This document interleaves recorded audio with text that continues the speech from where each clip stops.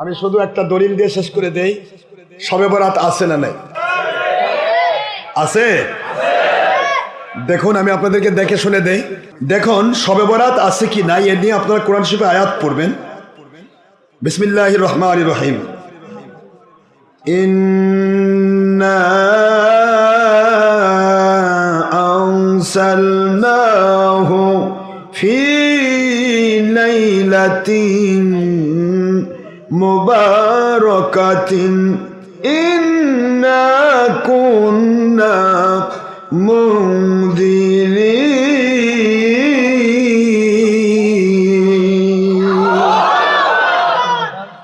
কোরআন শরীফের সূরা দুখান, আপনারা সূরা দুখান তো পড়েছেন 25 পারায় 3 নম্বর আয়াত শরীফ। আল্লাহ পাক বলেছেন, নিশ্চয় আমি কোরআন নাজিল করার ফায়সালা তাজবিজ সিদ্ধান্ত গ্রহণ করেছি লাইলাতুল মুবারাকা শবে বরাতের রাত্রিতে। একটু জোরে বলবেন না সুবহানাল্লাহ। কোরআন নাজিল করার ফায়সালা সিদ্ধান্ত গ্রহণ করেছেন কোন রাত্রে বাবারা? শবে বরাতের রাত্রিতে। আর ইন্না আনজালনাহু ফি লাইলাতিল কদর, আর কোরআন শরীফ দুনিয়ার নিকটতম আমার মালিক বলতেছেন যে আমি আল্লাহ পাক এট এ টাইমে লাউহে মাহফুজে আমি কোরআন নাজিল করেছি, পুরা কোরআনটা নাজিল করেছি এট এ টাইমে শবে কদরের রাত্রিতে।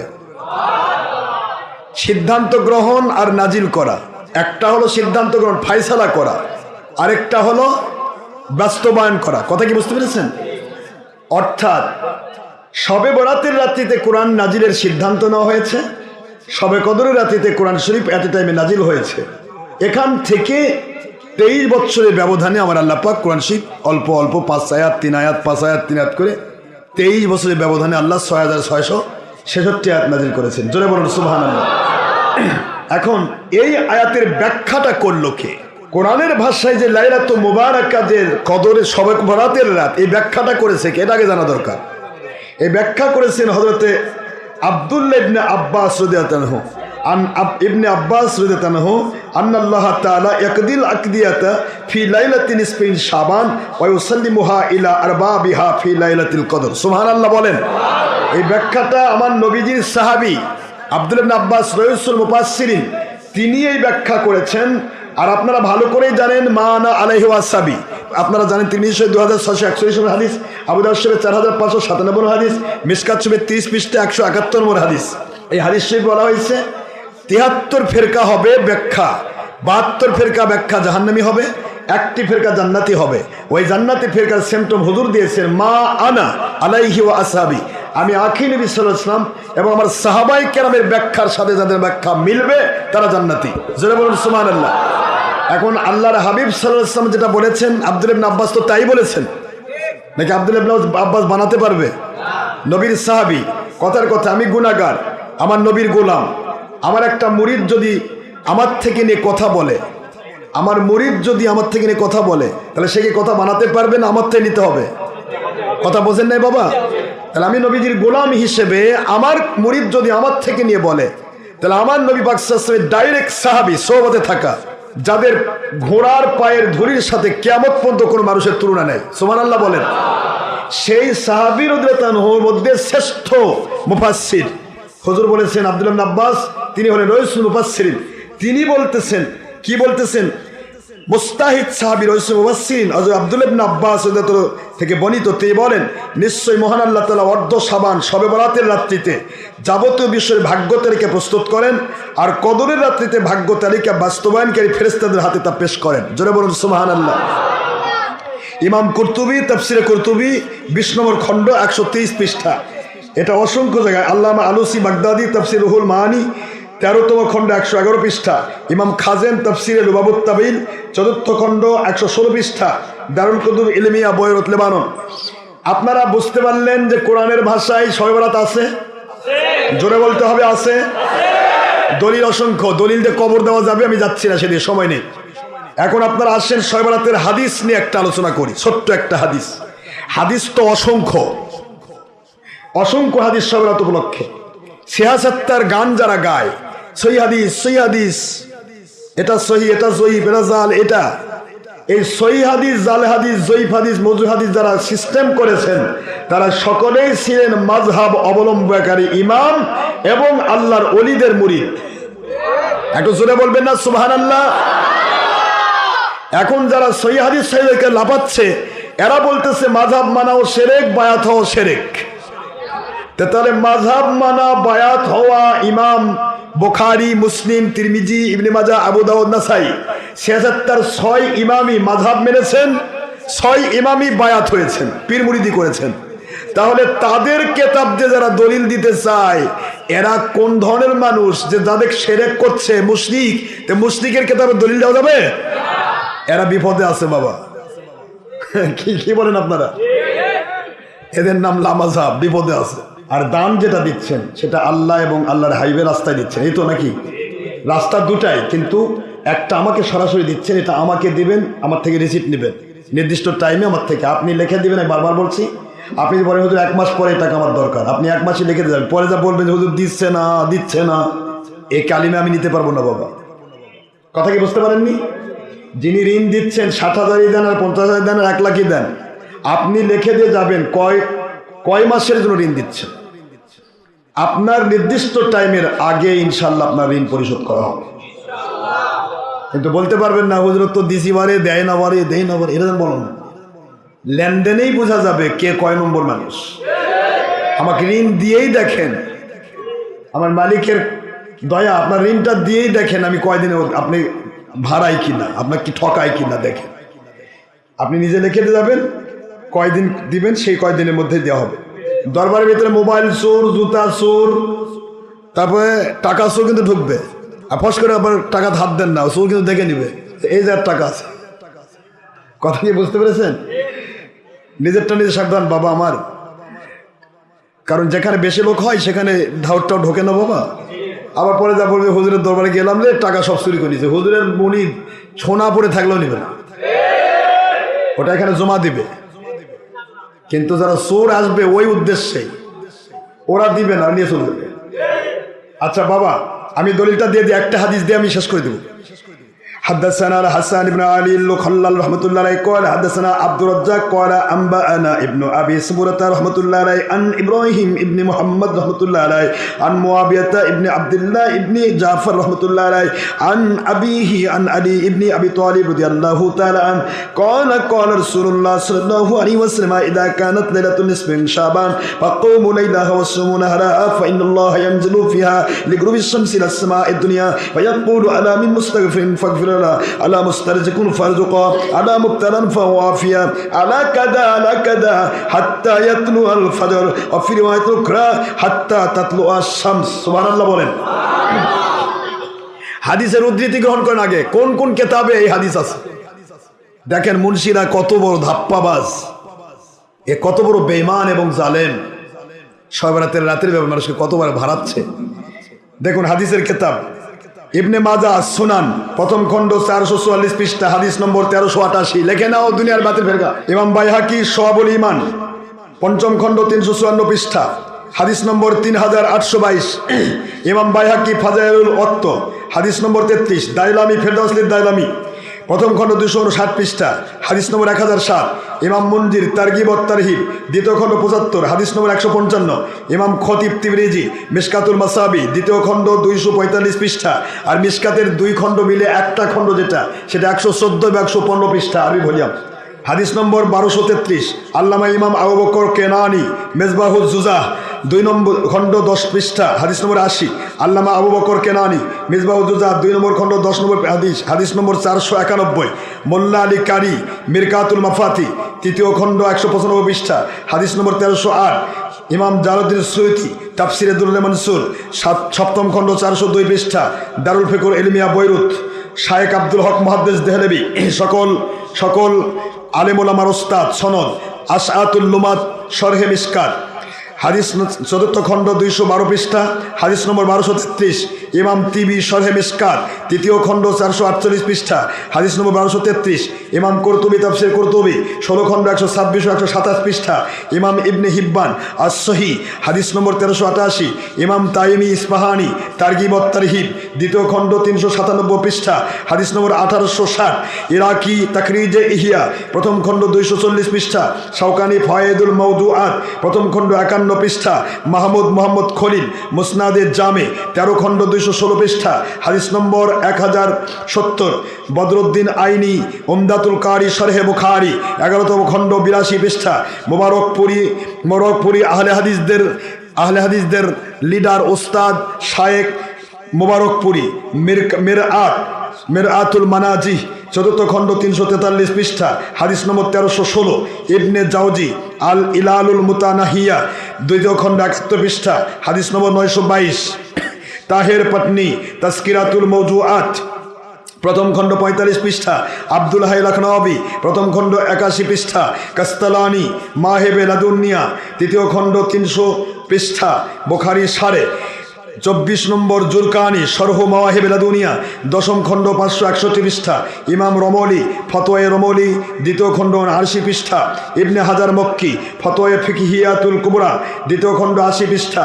মুত্তাকি হিন্দি কানজুল উম্মাল 12তম খণ্ড 314 পৃষ্ঠা হাদিস নম্বর 35177 নম্বর হাদিস। তারপরে আছে 2621 নম্বর হাদিস। শায়েখ ইউসুফ নবেহানি প্রথম খণ্ড 138 পৃষ্ঠা হাদিস নম্বর 1418। দাইলামি ফেরদাউসলি দাইলামি প্রথম খণ্ড 259 পৃষ্ঠা হাদিস নম্বর 1007। বাইহাকি শুআবুল ঈমান ফাজাইলুল ওয়াক্ত হাদিস প্রথম খণ্ড 122 পৃষ্ঠা হাদিস নম্বর 24। আলবানি এই লামাজাবিদের ওস্তাদ শায়েখ ঘড়ির মেকার এবং কাঠমিস্ত্রি কথা কন না কেন? এ বেটা বলে আবার হাদিসের ইয়া করে সনদ বার করে। এ আজকাল এ লেগেছে, আমি তাদেরও দলিল দিয়ে দিচ্ছি। এই যেই বেয়াদবটা যে বলেছে এই কথা, এর আব্বান এটা আলবানি, এর বাপ 14 গোষ্ঠীর বাপ। এরই কেতাব পড়ে তার চুলকায়।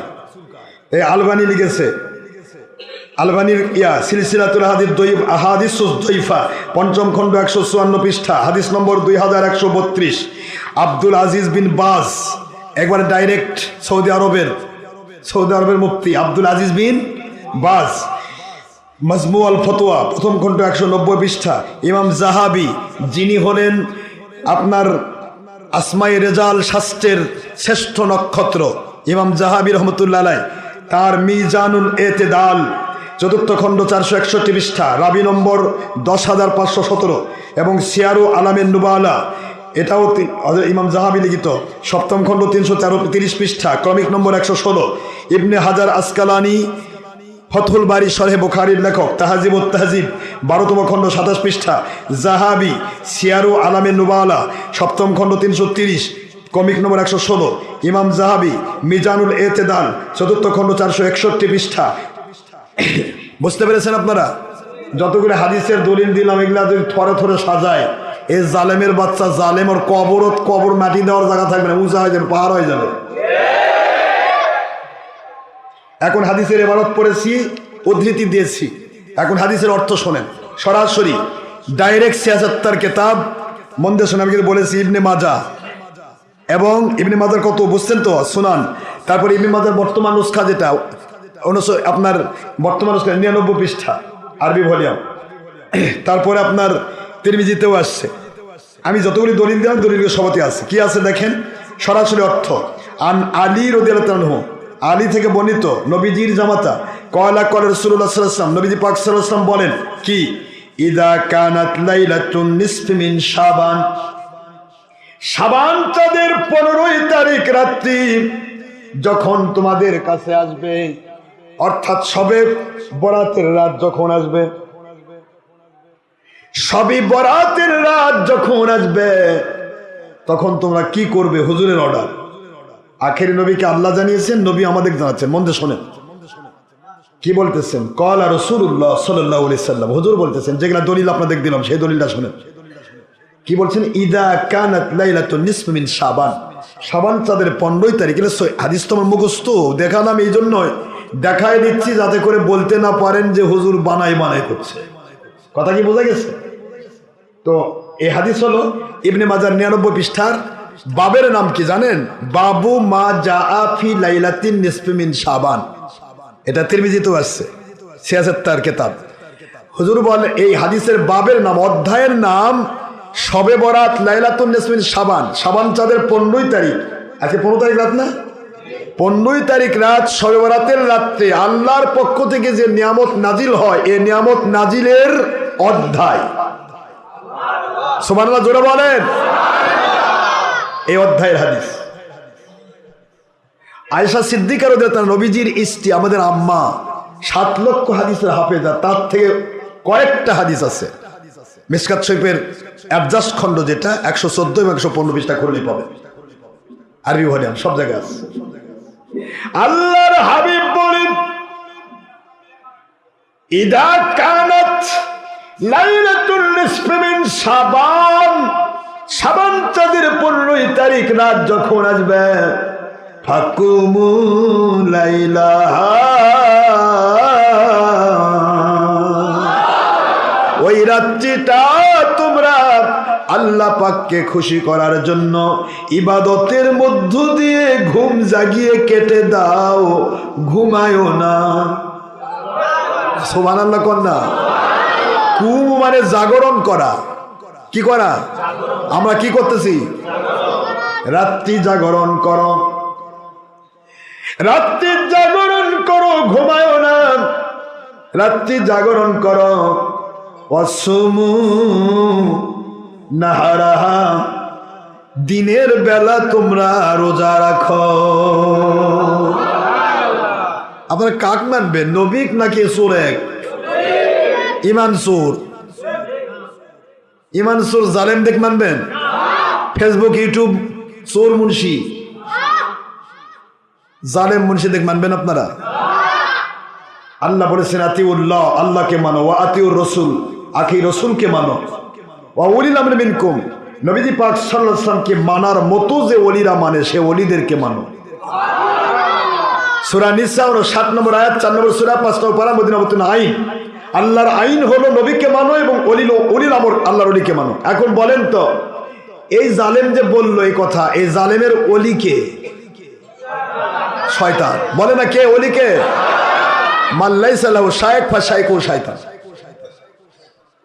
এরা শয়তানদেরকে লালন পালন করে, শয়তানকে কোলের মধ্যে নিয়ে লালন পালন করে। আল্লাহর বন্ধু বললেন সুমু নাহারাহা, অফি রিওয়ায়াতি উখরা ফি তিরমিজি সুমু লাইলাহা, সুমু ইয়াওমাহা, ইয়াউমুন আর নাহরুন একই জিনিস। দিনের বেলা তোমরা রোজা রাখো। কেন? প্রশ্ন করা লাগলো না, উত্তর হুজুর দিচ্ছেন। ফা ইন্নাল্লাহা, নিশ্চয় আল্লাহ পাক, ইয়ানজিলু ফিহা, নাজিল করেন এই রাতে, ইলা, নাজিল করেন মিন গুরুবিশ শামস, সূর্য ডোবা থেকে শুরু, আজকে রাতে সূর্য ডোবা থেকে শুরু করে, মিন গুরুবিশ শামস ইলা সামাইদ দুনিয়া, দুনিয়ার নিকটতম আসমানে রহমতে খাস নাজিল করে। আল্লাহ পাক ডাকতে থাকেন, নবী সাল্লাল্লাহু আলাইহি ওয়াসাল্লাম বলতেছেন আল্লাহ ডাকতে থাকেন, ফায়াকুলু, তিনি বলতে থাকেন, আলা মিন মুস্তাগফিরিন ফাগফির আলা, কে সরে পুরুষ মহিলা জিন ইনসান গুনাহ করে করে জীবনটা বরবাদ করে দিয়েছো, নিরাশ হয়ে গেছো, মাপ পাবে না, আমার কাছে বিশেষ রাত্রিতে ক্ষমা চাও, আমি আল্লাহ তোমাদেরকে নবীর ওসিলায় ক্ষমা করে দেব। আল্লাহ ক্ষমা করে দিতে রাজি, সুবহানাল্লাহ বলে।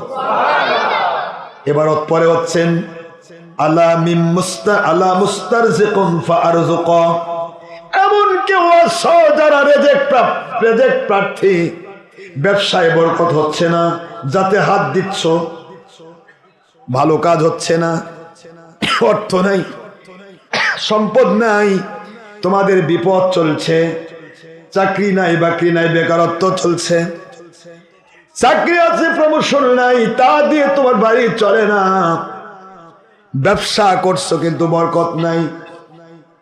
আল্লাহ বলেন এই রাত্রিতে আমার কাছে রেজেক চাও, আমি আল্লাহ তোমার নবীর উসিলায় রিজিক নাজিল করব। আলা মুবতালান ফাওয়াফিয়া, এই রকমের যে কোনো সমস্যা, যে কোনো বিপদ, যে কোনো সমস্যা তোমার আছে, বিপদ আছে, মুসিবত আছে, রোগ ব্যাধি আছে, চাহিদা আছে, আমার কাছে আজকের রাত্রিতে তোমরা তুলে ধরো। আল্লাহ বলেন আমি তোমাদেরকে সকল চাহিদা মিটিয়ে বিপদ আপদ রোগ ব্যাধি মুক্তি দিয়ে দেব। আলা কাজা আলা কাজা হাত্তা ইয়াতলু আল ফজর। এইভাবে আল্লাহ পাক ফজর নামাজের উদয় পর্যন্ত, অফি রিওয়ায়াতিন উখরা তাতলু আশ-শামস, সূর্য উদয় হওয়া পর্যন্ত আল্লাহ ডাকতেই থাকেন বান্দাদেরকে। কে মুসলমান রে, বান্দাকে আল্লাহ ডাকতেছে, আর বান্দা নাকে তেল দিয়ে ঘুমাতে চায়, নিজে ঘুমেও শান্তি পায় না, অন্য কেউ ঘুমায় দিতে চায়। ইবাদতকে শয়তানির সাথে তুলনা করতেছে। আস্তাগফিরুল্লাহ। আপনারা দেখছিনে রাখেন, এদেরকে বয়কট করুন। বাংলাদেশ সরকারকে বলতেছে এই ধরনের শয়তানকে অতি তাড়াতাড়ি বিচারের আওতায় নিয়ে আসে, জিহাদের সওয়াব পাবে। তাহলে আপনারা কি বুঝলেন? সয়বরাত আছে, দলিল দিয়ে কবর দেওয়া যাবে। বাবা আমি তো দলিল বেরি করিনি, একটা হাদিস দিলাম শুধু, কতগুলা কেতাব। আসুন আল্লাহ আমাদের সবাইকে কবুল করুন।